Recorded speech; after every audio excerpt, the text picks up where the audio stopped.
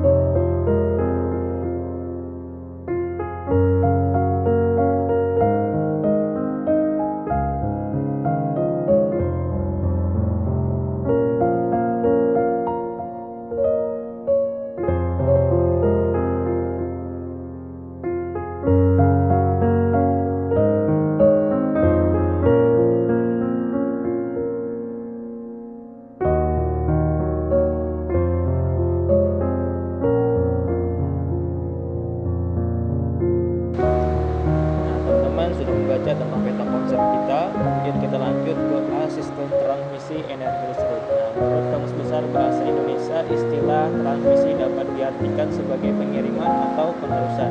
Nah, sistem transmisi energi listrik merupakan proses penyaluran atau pengiriman energi listrik yang dihasilkan dari sebuah pembangkit listrik. Nah, itu sudah ada tanda panahnya. Itu adalah pembangkit listrik, kemudian menuju sistem distribusi kepada pelanggan atau konsumen. Nah, itu bisa dilihat pada panel tersebut, itu adalah konsumen yang memakai listrik, teman-teman. Energi listrik yang dihasilkan oleh PLN berasal dari berbagai sistem pembangkit listrik, baik milik pemerintah maupun milik swasta. Nah, ada beberapa contoh sistem pembangkit listrik. Yang pertama, pembangkit listrik tenaga air, kemudian pembangkit listrik tenaga uap dan gas,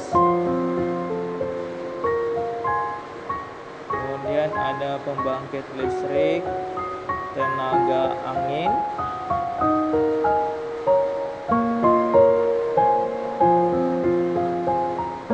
kemudian ada pembangkit listrik tenaga matahari, teman-teman. Nah, itulah beberapa contoh sistem pembangkit listrik. Nah, teman-teman, berdasarkan contoh sistem pembangkit listrik di atas, itu ada proses penyaluran energi listrik dari pembangkit listrik sampai ke konsumen. Yang pertama itu ada pembangkit listrik atau power plant. Nah, ini berfungsi menghasilkan energi listrik, teman-teman. Nah, adapun tegangan listrik yang dihasilkan oleh generator pembangkit listrik umumnya berkisar 12 sampai 24 kV. Yang kedua itu ada transformator penaik tegangan. Transformator penaik tegangan berfungsi menaikkan tegangan yang dihasilkan oleh sistem pembangkit listrik, teman-teman. Nah, tegangan listrik tersebut kemudian menjadi tegangan tinggi dan tegangan ekstra.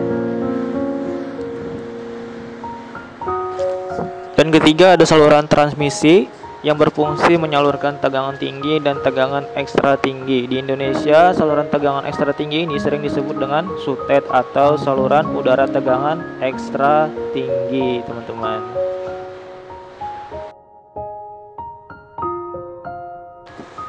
Kemudian yang keempat ada trafo penurunan tegangan menengah. Trafo penurunan tegangan menengah berfungsi menurunkan tegangan dari tegangan tinggi maupun tegangan ekstra tinggi menjadi tegangan menengah. Nah, standar tegangan menengah di Indonesia adalah 20 kV. Kelima, saluran distribusi. Nah, saluran distribusi merupakan jaringan penyaluran tegangan listrik dari gardu induk ke konsumen. Nah, saluran distribusi sudah tidak menggunakan menara-menara tinggi, tetapi menggunakan tiang berbahan kayu, besi, maupun beton. Dan keenam, trafo penurunan tegangan rendah. Nah, trafo penurunan tegangan rendah berfungsi menurunkan tegangan dari saluran distribusi menjadi tegangan rendah sebesar 220 atau 380 volt. Dari trafo penurunan tegangan rendah, listrik ini mengalir ke rumah atau konsumen. B. Prinsip kelistrikan. Nah, listrik merupakan istilah yang sudah tidak asing lagi di telinga kita, teman-teman.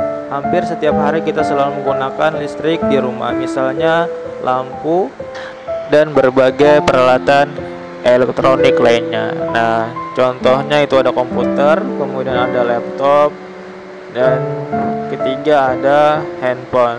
Nah, inilah contoh elektronik yang membutuhkan listrik untuk dapat digunakan, teman-teman.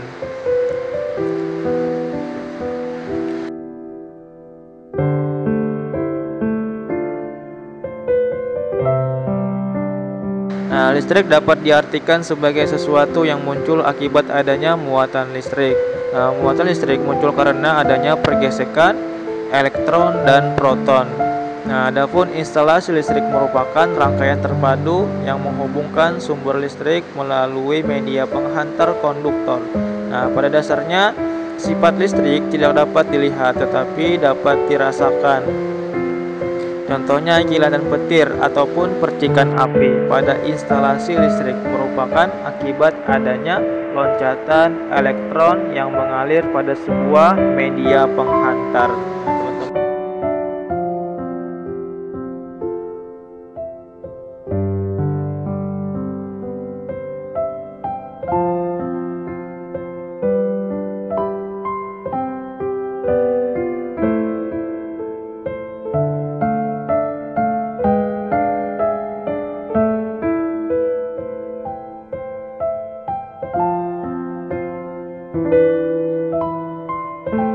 Berdasarkan sumbernya, energi listrik dapat dibagi menjadi dua macam. Yang pertama ada sumber listrik AC atau alternating current. Kemudian yang kedua itu ada sumber listrik DC atau direct current. Nah, kita yang pertama sumber listrik AC alternating current. Sumber listrik AC atau alternating current adalah sumber listrik yang menghasilkan arus listrik bolak-balik. Contohnya itu listrik dari PLN dan generator AC. Kemudian yang kedua, sumber listrik DC direct current adalah sumber listrik yang menghasilkan arus listrik searah, misalnya baterai, generator DC, aki, dan solar cell. Nah, itulah teman-teman contoh dari sumber listrik DC. Model sederhana rangkaian instalasi listrik merupakan rangkaian instalasi kelistrikan yang umumnya terdiri atas sumber listrik.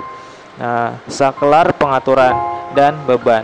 Sumber listrik dapat berasal dari sumber listrik AC seperti sumber listrik dari PLN. Contoh sumber listrik AC yang sederhana, teman-teman, adalah instalasi listrik pada kamar terdiri atas sumber listrik, kemudian satu buah saklar, satu buah stop kontak, dan satu buah lampu. Nah, itulah contoh sumber listrik AC yang sederhana. Nah, selain berasal dari sumber listrik AC, rangkaian instalasi listrik sederhana juga dapat berasal dari sumber listrik DC seperti baterai, aki, dan generator DC. Nah, selanjutnya ada peralatan dan komponen instalasi listrik rumah tangga. Yang pertama ada peralatan. Dalam melakukan pemasangan instalasi listrik rumah tangga, tentunya kita harus menggunakan peralatan yang memenuhi standar nasional, teman-teman. Kita tidak bisa sembarangan menggunakan peralatan untuk pemasangan instalasi listrik rumah tangga. Yang pertama ada ampermeter. Nah, ampermeter ini adalah merupakan alat ukur yang berfungsi untuk mengukur besaran arus listrik yang mengalir dengan satuan ampere. Nah, teman-teman, yang kedua voltmeter. Voltmeter merupakan salah satu alat ukur yang digunakan untuk mengukur besaran tegangan listrik dalam satuan volt, teman-teman. Terdapat dua jenis voltmeter, yaitu voltmeter untuk mengukur tegangan DC dan voltmeter untuk mengukur tegangan AC. Ketiga, tang kombinasi. Tang kombinasi merupakan jenis tang dengan bagian yang ujungnya tumpul. Nah, tang ini sering digunakan untuk menjepit, mengupas, dan memotong kabel atau kawat. Nah, bagian genggaman tang kombinasi harus terbuat dari isolasi yang tahan terhadap aliran listrik. Selanjutnya, tang potong. Nah, sesuai dengan namanya, tang potong berfungsi sebagai pemotong kabel atau kawat. Pada bagian sisinya terdapat mata pisau yang digunakan sebagai pemotong. Tang lancip. Nah, fungsi dari tang lancip hampir sama dengan tang kombinasi. Perbedaannya terletak pada bentuknya, yaitu bagian ujung tang berbentuk lancip. Biasanya tang lancip digunakan untuk menjepit bagian yang sempit. Kemudian ada obeng. Terdapat dua jenis obeng yang digunakan pada instalasi listrik, yaitu jenis obeng plus dan obeng minus. Nah, fungsi obeng tersebut dalam sistem kelistrikan umumnya digunakan untuk mengencangkan atau mengendorkan skrup.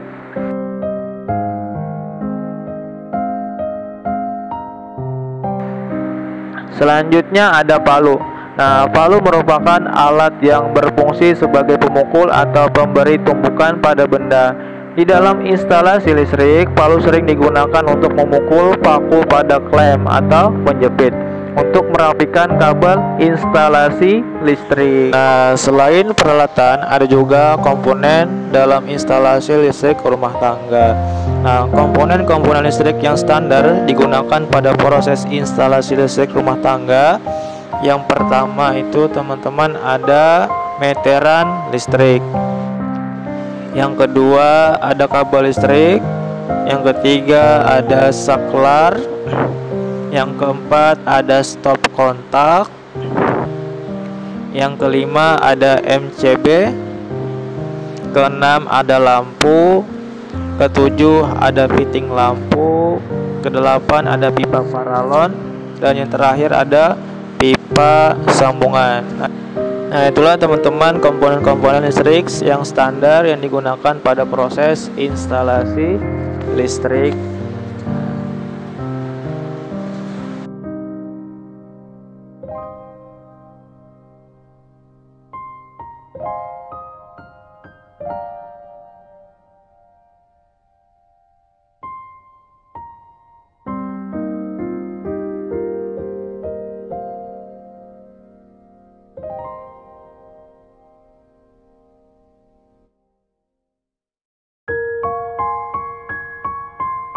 Nah, teman-teman, selanjutnya kita akan membahas perancangan instalasi listrik rumah tangga. Nah, perancangan instalasi listrik rumah tangga merupakan proses perencanaan yang dilakukan oleh seorang ahli instalasi dalam bentuk gambar atau denah instalasi listrik. Nah, proses perancangan tersebut sangat penting untuk dilakukan sebelum mengerjakan proses instalasi listrik.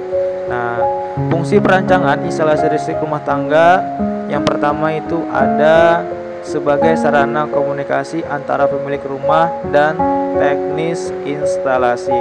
Yang kedua itu ada untuk mengetahui jumlah komponen listrik yang dibutuhkan. Dan yang ketiga untuk mengetahui rencana anggaran biaya yang dibutuhkan saat proses instalasi listrik. Nah, itulah teman-teman fungsi dari perencanaan instalasi listrik rumah tangga. Nah, selain fungsi perencanaan instalasi listrik rumah tangga, kita juga harus mengetahui simbol-simbol komponen kelistrikan.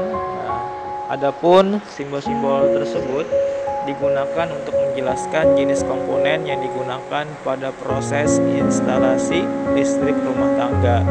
Nah, beberapa contohnya teman-teman bisa melihat gambar tersebut. Itu adalah simbol-simbol komponen instalasi rumah tangga. Selanjutnya, pembuatan diagram kerja rangkaian instalasi listrik rumah tangga. Nah, teman-teman, untuk memulai proses pembuatan diagram kerja instalasi listrik rumah tangga, ada beberapa persiapan yang perlu dilakukan. Yang pertama ada gambar situasi. Nah, gambar situasi merupakan gambar perencanaan awal dalam mendesain gambar instalasi listrik rumah tangga. Gambar tersebut berisi tentang segala informasi yang berkaitan dengan posisi rumah, bentuk rumah, posisi sumber listrik dari PLN, dan informasi lainnya, teman-teman. Kemudian ada gambar denah rumah. Nah, gambar denah rumah merupakan gambar yang berisi informasi yang berkaitan dengan tata letak rumah. Dengan gambar denah ini, teknis akan mengetahui tentang detail luar rumah, jumlah lantai, jumlah ruangan, jumlah titik lampu, serta komponen kelistrikan lain yang dibutuhkan seperti panjang dan sebagainya, teman-teman. Kemudian yang ketiga ada gambar tata letak. Gambar tata letak berisi letak atau posisi komponen kelistrikan yang akan dipasang nantinya seperti meteran listrik, kemudian MCB, lampu, saklar, dan stop kontak. Melalui gambar tersebut, seseorang teknis instalasi listrik dapat mengetahui jumlah dan letak komponen yang dibutuhkan sehingga dapat mempermudah proses pemasangannya. Nah, kemudian yang keempat itu ada diagram garis tunggal. Gambar diagram garis tunggal sering disebut sebagai gambar perencanaan instalasi. Pada gambar tersebut hanya terdapat satu garis yang menghubungkan antara ruangan satu dan ruangan lainnya. Nah, teman-teman, melalui gambar diagram garis tunggal ini, seorang teknis instalasi listrik akan dapat mengetahui jalur pemasangan, penghantar, atau kabel listrik menuju komponen listrik yang lainnya. Nah, teman-teman, selanjutnya ada diagram garis ganda. Gambar diagram garis ganda sering disebut sebagai gambar pelaksanaan instalasi atau gambar pengawatan. Nah, pada diagram ini terdapat garis ganda sesuai dengan pengawatan yang dibutuhkan. Dengan gambar ini, teman-teman, seorang teknis instalasi listrik akan lebih mudah memahami proses pengawatan instalasi listrik rumah tangga.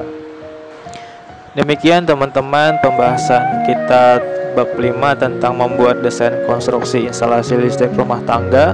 Mudah-mudahan teman-teman memahami, dan jika tidak paham silahkan ditanyakan.